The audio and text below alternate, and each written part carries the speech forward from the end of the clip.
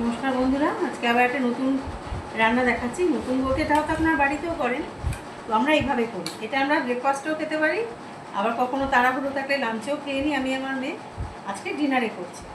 এখানে কিছু কাঁচা পেঁয়াজ আছে, এখানে কিছু চিকেন বয়েল করা আছে। আমি ওপর থেকে খানিকটা গোলমরিচ গুঁড়ো দিয়ে দিয়েছি, ঠিক আছে? এই যে, আর এখানে রয়েছে চিজের ওপরে কিছু গার্লিক, কিছু রসুন, সেটাকেও নিয়ে নিচ্ছি।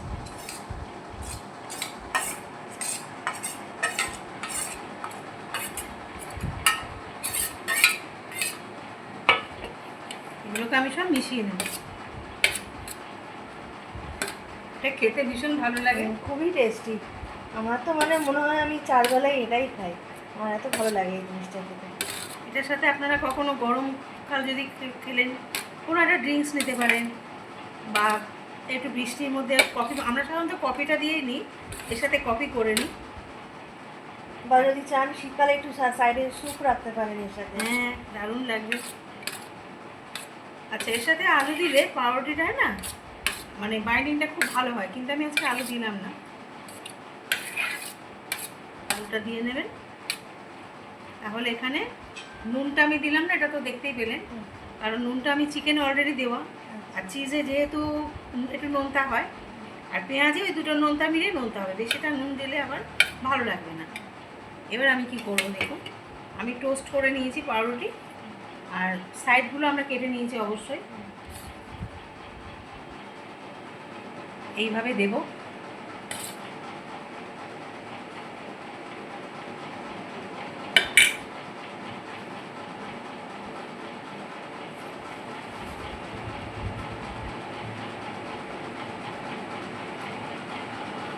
আমি দুটো দিয়ে দেখিয়ে দিচ্ছি, বাকিটা আমরা এখন করব। আমি অনেকগুলোই করব, কারণ এটা আমরা আজকে ডিনারে নিচ্ছি।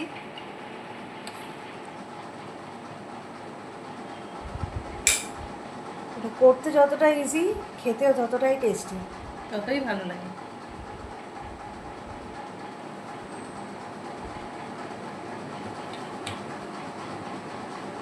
আমি 2 পিস দিয়ে দেখিয়ে দিই। রান্নাঘরে আজকে আমি একটু মোটা চাটু নিয়েছি। রোজের যে ফ্রাইং প্যানটা ব্যবহার করে ওটা করছি না, তার কারণ আছে যাতে পুড়ে না যায়। সাদা তেল দেওয়া। হ্যাঁ, আমরা সাধারণত কী করি, ওই কোথাও ব্যস্ততা থাকলে কোনো দিনে সারাদিন একটা কাজে, তো তখন আমরা এটা বানিয়ে নিই। চটজলদি হয় আর খেতে ভীষণ ভালো লাগে। একবার হলেও বানাবেন, দেখবেন তারপর আপনারা রোজ রোজ বানাচ্ছেন। এটা আমার এখানে একটু বেশি হয়ে গেল।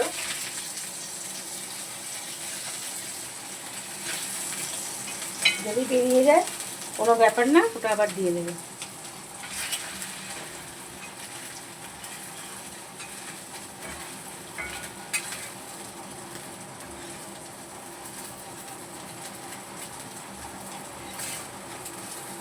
দেখেছেন কি ভীষণ তাড়াতাড়ি হয়ে যায়, খুব গন্ধটাও এত সুন্দর আসছে আপনাদেরকে বোঝাতে পারবো না। একটু পরে চিজটা না মেল্ট হয়ে কি হবে বলতো, এটাকে পুরো আটকে নেবে। এখনই এমনিতেই আটকে গেছে, সেটা এবার আপনারা যতটা চিজ দেবেন তার উপর ডিপেন্ড করছে। এই যে দেখুন আটকে গেছে, যেমন খুলে গেল ওটাতেও কিন্তু এই যে আটকে গেছে, এই যে দেখুন আটকে গেছে। নুনটা খেয়াল করবেন, কারণ চিজের মধ্যেও তো নুন থাকে, সেটা বুঝে নিয়ে চিকেনটা বয়েল করতে আমি যেমন নুন দিয়েছি। আমি এখন অনেকগুলোই বানাবো, এটা ডিনার বুঝতেই পারছেন, অনেকগুলোই বানাবো। মোটামুটি 4 পিস 4 পিস 8 পিস তো বানাতে হবে। এর সাথে আপনারা সস নিতে পারেন, যে কোনো ডিপ, কোনো ডিপ আপনারা ব্যবহার করতে পারেন। মেয়োনিজ ডিপ, গ্রিন ডিপ, আজকাল অনেক ডিপ বেরিয়েছে। হ্যাঁ, মেয়োনিজটা নেবেন, অনেকে মেয়োনিজ পছন্দ করে। তো আমার রান্না আজকে এইটুকুই ছিল, জাস্ট একটা ডিনার।